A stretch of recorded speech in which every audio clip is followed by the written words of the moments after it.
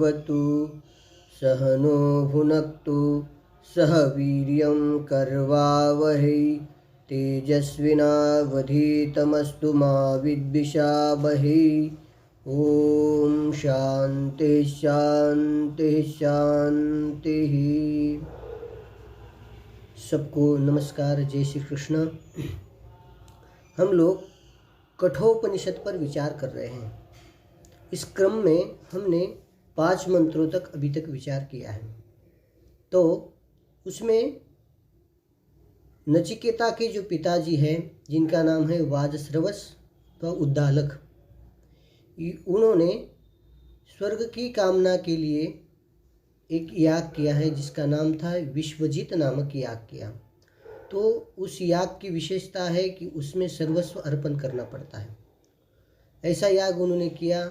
उसके बाद याग की पूर्णाहुति के बाद उन्होंने दक्षिणा रूप से वो बूढ़ी बाड़ी गाय को दक्षिणा रूप से ब्राह्मणों को दे रहे थे। नचिकेता को बुरा लगा कि पिताजी ये ऐसा करेंगे, मेरे लिए कुछ अच्छी गाय रखेंगे तो पिताजी का याग पूरा नहीं होगा, और यदि इनका याग नहीं पूरा होगा तो उनको जो फल मिलना है याग का, वो फल उनको नहीं मिलेगा, याग विकल हो जाएगा। इसलिए और उनको अनिष्ट की प्राप्ति हो जाएगी। इसलिए उन्होंने सोचा वो पिताजी का जो अनिष्ट है वो मैं निवारण करूं। मैं भी पिताजी की संपत्ति हूँ, मैं भी अपने को किसी को दे करके पिताजी का याग पूरा कर दूं।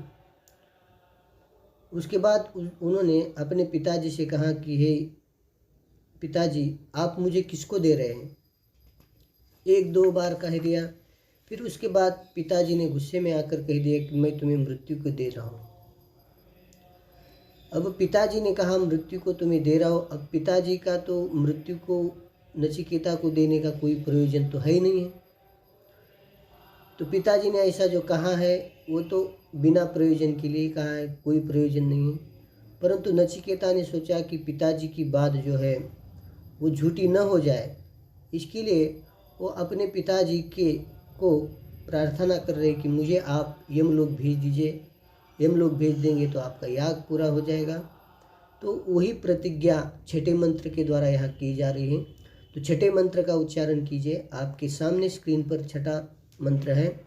अनुपश्य यथा पूर्वे प्रतिपश्य तथा परे सस्यमिव मर्त्यः पच्यते सस्यमिवा जायते पुनः। तो देखिए, यथा पूर्वे अनुपश्य तथा अपरे प्रतिपश्य, मर्त्यः सस्यमिव पच्यते सस्यमिव च पुनः अजायते, सस्यमिव पुनः अजायते, ये इसका अन्वय है। यथा पूर्वे, जैसे पूर्व, पूर्व शब्द से यहाँ लेना, पिताजी को कह रहा है आपके जो पूर्वज हैं, जो पूर्वज हो गए हैं, दादा परदादा, ये जो है, इन लोगों ने जैसा पूर्वे, यथा पूर्व जो दादा परदादा है आपके, उन्होंने जिस प्रकार का आचरण किया है, उन्होंने जो बात बोली है वैसा ही किया है। मिथ्याकरण उन्होंने कभी भी नहीं किया है। उनको देखिए, जो बात कर दी उन्होंने वो काम उन्होंने कर दिया है। इनको देख लीजिए आप। तथा अपरे, उसी प्रकार अपर, अभी जो सज्जन लोग हैं उन्होंने भी जो बोलते हैं वही करते हैं। वो कभी अपनी बात को झूठा नहीं साबित करने का प्रयास करते, जैसा है मिथ्याकरण कभी नहीं करते हो। इनको भी आप देखिए। और कोई मिथ्याचरण करने वाला कोई व्यक्ति है, मिथ्याचरण जो करता है, एक बोलता है और एक करता है, वो कोई अजर अमर तो नहीं होता है पिताजी। वो कह रहा है पिताजी को, वो तो सबको जाना ही है। तो झूठ जैसा बोला है वैसा करके जाएंगे तो अच्छा हो जाएगा। तो आपने कहा है कि मृत्यु को मैं तुम्हें दे रहा हूँ, तो मृत्यु को दे रहा हूँ तो आप मृत्यु को आपको देना चाहिए। आपको मिथ्याकरण नहीं करना, आपके कथन में मिथ्यात्व नहीं आना चाहिए, झूठापन नहीं आना चाहिए, इसलिए आप मुझे भेज दीजिए। और झूठा बोलने वाला कोई भी आदमी अमर नहीं होता है, उसको दृष्टांत के माध्यम से समझा रहे हैं। जैसे मर्त्य माने मनुष्य, सस्यम इव पच्यते, सस्य माने फसल के समान वो पकता है। जैसी फसल बो देते हैं, धीरे धीरे वो पकती है और फिर क्या हो जाती है, नष्ट हो जाती है। मरत्यः सस्यमिव पच्यते, पककर नष्ट हो जाता है। पुनः सस्यमिव आजायते, उसी प्रकार सस्य जैसे नष्ट होता है उसी प्रकार मनुष्य भी धीरे धीरे उसका जन्म होता है, धीरे धीरे पकता है, बूढ़ा होता है, फिर मर जाता है जैसे। और जैसे फिर कह रहे हैं जैसे सस्यमिव आजायते, और जैसे बीज बो देंगे तो फिर सस्य माने फसल उत्पन्न होती है, ठीक है, फसल उत्पन्न होती है। उसी प्रकार मनुष्य भी अपने प्रारब्ध कर्म रूप बीज के द्वारा पुनः उसकी क्या होती है, सस्यम इव अजायते, पुनः सस्य के समान मनुष्य पुनः जन्म को प्राप्त होता है। तो कोई अमर नहीं होने वाला है। इसलिए आप ये काम कीजिए, आपने जो बात बोली है वो बात आपकी झूठी न साबित हो जाए, इसलिए आप मुझे मृत्यु लोक भेज दीजिए। ऐसा जब नचिकेता ने पिताजी को कहा तो पिताजी ने कहा ठीक है। पिताजी ने अपने सत्यता की साबित करने के लिए, अपनी सत्यता रखने के लिए, ठीक है, अपनी सत्यता की रक्षा के लिए नचिकेता को यमलोक भेज दिया। नचिकेता सदेह यमलोक चले गए। उसके बाद नचिकेता वहाँ जाने पर यमराज जी वहाँ नहीं थे। 3 रात्रि वहाँ भूखे प्यासे वहाँ रहे। यमराज जी वहाँ से आ गए, बाहर से कहीं गए थे, तो उनकी पत्नी और प्रधान उनको समझा रहे कि अतिथि ब्राह्मण आया है, उसका आपको स्वागत करना चाहिए। ये 7वें मंत्र से कह रहे हैं। 7वां मंत्र है वैश्वानरः प्रविशत्यतिर्ब्राह्मणो गृहान् तस्येतां शांतिं कुर्वन्ति हर वैवस्वतोदकम्। देखिए, अतिथिर्ब्राह्मणः वैश्वानरः गृहान् प्रविशति, ये अन्वय सीधा। अतिथिर्ब्राह्मणः वैश्वानरः गृहान् प्रविशति तस्य एतां शांतिं कुर्वति वैवस्वत उदकम हर, ठीक है। देखिए, वैवस्वत उदकम हर अन्वय तो हो गया। अतिथिर्ब्राह्मण गृहान् प्रविशति, ठीक है। 1 मिनट थोड़ा रुकिए। तो चलिए हम लोग श्लोक का अन्वय देख रहे थे। अतिथिर्ब्राह्मण वैश्वानर गृहान् प्रविशति तस्य एतां शांतिं कुर्वति वैवस्वत उदकम हर, ठीक। अतिथिर्ब्राह्मण अर्थ देखिए, जो ब्राह्मण अतिथि होता है वो ब्राह्मण अतिथि अग्नि के, वैश्वानर शब्द का अर्थ है अग्नि। ब्राह्मण अतिथि जो है अग्नि के रूप में ही, अग्नि के रूप से ही गृहान् प्रविशति, घरों में प्रवेश करता है, घर में प्रवेश करता है। ये इसका सरल अर्थ है। आपका उपकारक भी है, अपकारक भी है। अग्नि का आप उपेक्षा करोगे तो सारा आपका घर जला कर राख कर देगा, और अपकारक भी है, उसका आप सम्मान करोगे तो वो अग्नि आपको अपकारक माने आपका उपकारक भी होता है भोजन आदि पकाने में। उसी प्रकार अतिथि का भी यही होता है। अतिथि का सम्मान करोगे तो वो आपका उपकारक होगा। यदि उसका सम्मान नहीं करेंगे तो वो आपको शाप दे सकता है और आपका सभी संपत्ति छीनी जा सकती है। इसलिए कह रहे, वो समझा रहे, यम को समझा रहे हैं उसकी पत्नी और उसके प्रधान। तो कह रहे क्या करे इसके लिए आप, तस्येतां शांतिं कुर्वन्ति, तस्य वो जो अतिथि ब्राह्मण है उसकी शांतिं एतां शांतिं कुर्वन्ति, एतां शांतिं कुर्वन्ति, ठीक। जनाः तस्य एतां शांतिं कुर्वन्ति, लोग इसलिए उस अतिथि रूप ब्राह्मण है, अग्नि रूप से पहुँचा है, उसकी एतां शांतिं कुर्वन्ति, यह शांति करते। एतां शांति माने आर्घ्य पाद्यादि प्रधान रूप शांति, ठीक। आर्घ्य पाद्यादि रूप शांतिम जनाः कुर्वन्ति, लोग करते हैं। उनको अर्घ्य देना, उसकी उपेक्षा नहीं करते। यदि अतिथि घर में आता है तो लोग क्या करते हैं, उसकी एतां शांति, ये अर्घ्य पाद्यादि उसको देते हैं। हाथ धोने के लिए गर्म पानी देंगे, अर्घ्य देंगे, बैठने के लिए जो भी है चौकी आदि लगाएंगे। इस प्रकार की उसकी शांति लोग करते हैं। हे वैवस्वत, वैवस्वत माने हे यमराज जी, उदकम हर, आप भी उनके लिए उदकम माने जल, हर ले जाइए, उनका स्वागत सम्मान कर दीजिए।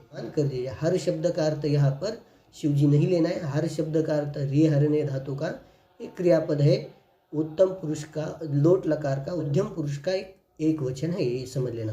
तो वैवस्वत माने यमराज जी उदकम हर, उदक उनके वो ब्राह्मण जो आया है उसकी पूजा आदि के लिए उदक ले जाइए। यदि आप ऐसा नहीं करते तो आपको प्रत्यवाय लगेगा, पाप होगा। और उससे क्या होगा तो अग्रिम मंत्र के द्वारा अब बताने जा रहे क्या होगा। ऐसा नहीं करोगे तो क्या होगा, तो देखिए, आशा प्रतीक्षे संगतां श्रुतां चेष्टा पूर्ते पुत्र पशुंश सर्वान् एतद्वृङ्क्ते पुरुषस्याल्पमेधसो यस्यानश्नन् वसति ब्राह्मणो गृहे। देखिए इसका अन्वय देखिए, यस्य अल्पमेधसः पुरुषस्य अनश्नन् ब्राह्मणो गृहे वसति, तस्य नहीं अध्यार किए, तस्य आशा प्रतीक्षे संगतम श्रृणताम इष्टापूर्ते पुत्र पशुंश्च सर्वान् एतद्वृन्ते। इस प्रकार से इसका अन्वय है। यस्य पुरुषस्य, पुरुष का विशेषण या अल्पमेध, यस्य अल्पमेधसः पुरुषस्य, जिस अल्पज्ञानी अज्ञानी पुरुष के गृहे घर में अनश्नन भूखा प्यासा यदि कोई ब्राह्मण 3 दिन रहता है, अथवा 3 दिन यदि कोई रहता है और उसकी उपेक्षा हो जाती, तब क्या होता है, आशा प्रतीक्षे संगतम श्रृताम च, आशा च प्रतीक्षा च आशा प्रतीक्षा। आशा कहते हैं, ठीक है ना, आशा का लक्षण, आशा प्रतीक्षे अज्ञात विषयक जो इच्छा है, अज्ञात पदार्थ की इच्छा को आशा कहते हैं, और ज्ञात पदार्थ विषयक जो इच्छा है उसको प्रतीक्षा कहते हैं।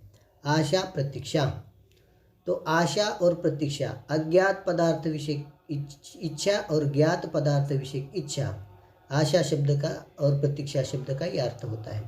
परंतु आशा और प्रतीक्षा का तो वाच्यार्थ ये है, परंतु आशा प्रतीक्षा के हमें लक्षणा करनी पदार्थ में, यानी आशा प्रतीक्षा का अर्थ करना अज्ञात पदार्थ और ज्ञात पदार्थ, उसके अनुकूल अज्ञात और ज्ञात पदार्थ, ये अर्थ करना है उसका, ठीक। आशा प्रतीक्षे माने ज्ञात अज्ञात पदार्थ, ठीक, ये अर्थ हो गया। और क्या है, संगतम माने संगति का जो फल है, सत्संगति का जो फल है। और आशा प्रतीक्षा माने ज्ञात और अज्ञात जो पदार्थ है वो पदार्थ क्या हो जाते, उसके प्रतिकूल हो जाते हैं। संगतम माने संगति का जो फल है सत्संग का, वो भी क्या हो जाता है, वृंगते, आगे अन्वय करना, वो एतद वृंगते, संगति का जो फल है। सुनृताम माने मिथ भाषण, सत्य वचन, सत्यवाणी, उस सत्यवाणी माने सत्य बोलने का जो फल है वो भी क्या होता है, नष्ट हो जाता है। इष्टापूर्ते, इष्टम च पूर्तम च इष्टपूर्तम पूर्ते, ठीक। देखिए इष्ट एक कर्म है, वेद के द्वारा विहित जो यागादि कर्म उसको इष्ट कहते हैं, और पूर्त है वापी लोक कल्याण के उपयोगी जो तालाब का निर्माण करना, धर्मशाला आदि का निर्माण करना, ये जो कर्म है उसको पूर्त कर्म कहते हैं।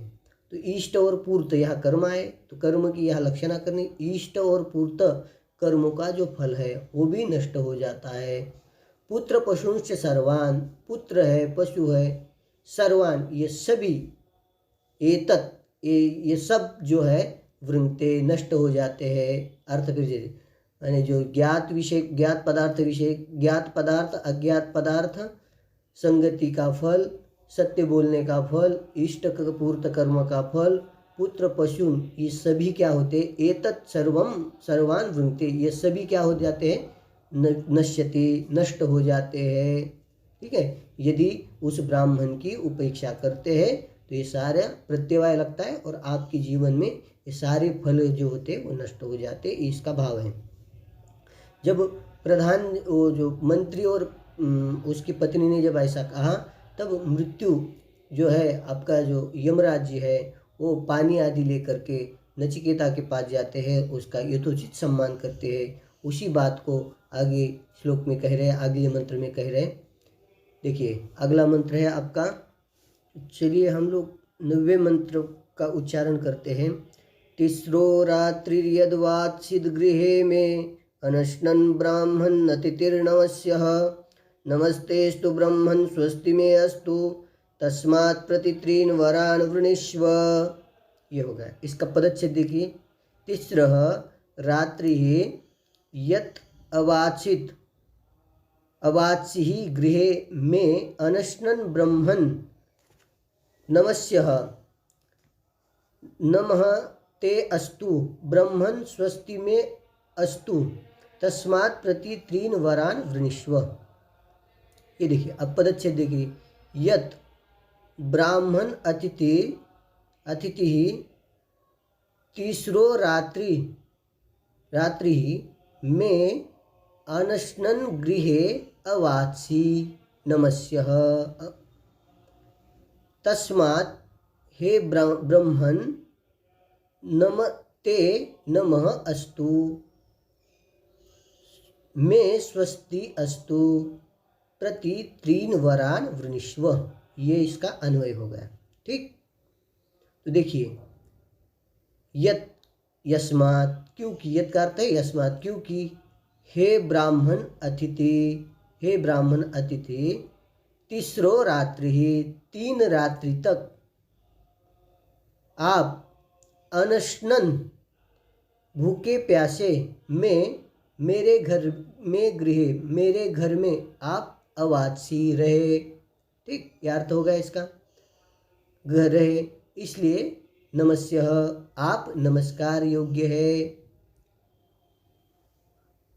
तस्मात् हे ब्राह्मण, आप तस्मात् का अर्थ 3 रात्रि आप उपेक्षा भाव से मेरे घर में रहे तो आप मेरा कुछ अकल्याण न करे, इसलिए ते नमः अस्तु आपको नमस्कार, मैं स्वस्ति अस्तु हे ब्राह्मण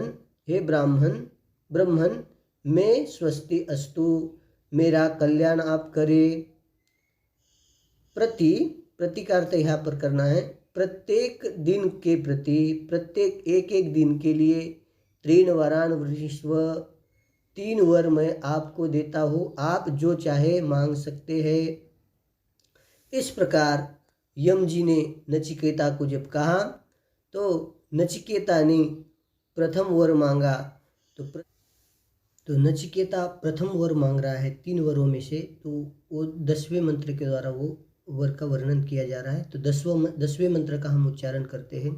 शांत संकल्पः सुमना यथा स्यात् वीतमन्युर्गोतमो माभिमृत्यो त्वत्प्रशिष्टं माभिवदेत प्रतीत एतत्त्रयाणां प्रथमं वरं वृणे। तो देखिए, इसका अन्वय देखिए। हे मृत्यु गौतमः शांत संकल्पः सुमना यथा स्यात् माभि वितमन्युर्यथा स्यात् त्वत्प्रशिष्टं प्रतीत मा अभिवदेत एतत्त्रयाणां प्रथमं वरं वृणे। इस प्रकार से इसका अन्वय है। तो हे मृत्यु गौतम माने उद्दालक, मेरे जो पिता है, शांत संकल्पः, उनके संकल्प क्या हो जाए, सारे शांत हो जाए। उनके मन में कई सारे संकल्प उठ रहे होंगे, मेरा बेटा मृत्युलोक में गया है, क्या कर रहा होगा, क्या नहीं कर रहा होगा, इस प्रकार के जो संकल्प है। और सुमना वो प्रसन्न मन वाले, यथाशात प्रसन्न मन वाले जैसे हो ऐसा आप कुछ करिए। ठीक, शांत संकल्प सुमना यथाशात, उनके सब संकल्प शांत हो और वो प्रसन्न हो जाए, ऐसा आप कुछ करिए। यथाशात शांत संकल्प सुमना वो हो जाए, उसके लिए आप प्रयास कीजिए। और माँ भी वितमन्युर, मेरे प्रति वो क्रोध रहित हो जाए, उन्हें मेरा क्रोध जो आया था वो उनका क्रोध, मेरे प्रति जो क्रोध है वो जैसे शांत हो जाए, यथाशात जैसे शांत हो जाए वैसा आप कुछ कीजिए। और क्या करें, त्वत्प्रशिष्टम प्रतीत माँ अभिवदेत, आपके द्वारा मैं जब छोड़ा जाऊंगा, आप जब मुझे यहाँ से छोड़ेंगे, तब प्रतीत माम अभिवदेत, प्रतीत मुझे पहले जैसे वो पहचाने और मेरे से वो बात करे। एतत्त्रयाणां प्रथमं वरम वृणे, ये एतत्त्रयाणां इन तीनों वरों में ये प्रथम वर मैं आपको मांग रहा हूँ। इस प्रकार से नचिकेता ने यमराज जी को प्रथम वर मांग लिया। अब इस प्रकार से यमराज जी ने तथास्तु करके वर देते हैं। यमराज जी कह रहे ठीक है, मैं ऐसा ही करूँगा। इसी बात को 11वें मंत्र के द्वारा कह रहे, यथा पुरस्ताद भविता प्रतीत औदालकीरारुणि मत्प्रशिष्टः सुखम रात्रि शयिता वीतमन्युस्त्वां ददृश्वान् मुख मृत्युमुखात् प्रमुक्तम। तो देखिए इसका अन्वय इस प्रकार से है, औदालकी अरुणिः यथा पुरस्ताद भविता प्रतीतः मत्प्रशिष्टः रात्रिः सुखं शयिता त्वां मृत्युमुखात् प्रमुक्तं ददृश्वान् वीतमन्युः स्यात्। इस प्रकार से इसका अन्वय है।